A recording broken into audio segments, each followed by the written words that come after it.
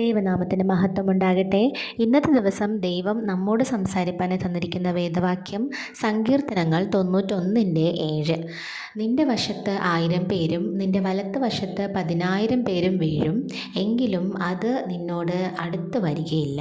ദൈവമക്കളെ, എന്തൊക്കെയോ പ്രശ്നങ്ങളിലൂടെ കടന്നു പോയിക്കൊണ്ടിരിക്കുവാണോ? ശത്രുക്കളൊക്കെ ഒരുപാട് ബുദ്ധിമുട്ട് തരുന്നുണ്ടോ? പൈശാചികമായ ബന്ധനത്തിൽ എന്തെങ്കിലും പ്രശ്നങ്ങൾ വരുന്നുണ്ടോ? ഭയപ്പെടേണ്ട.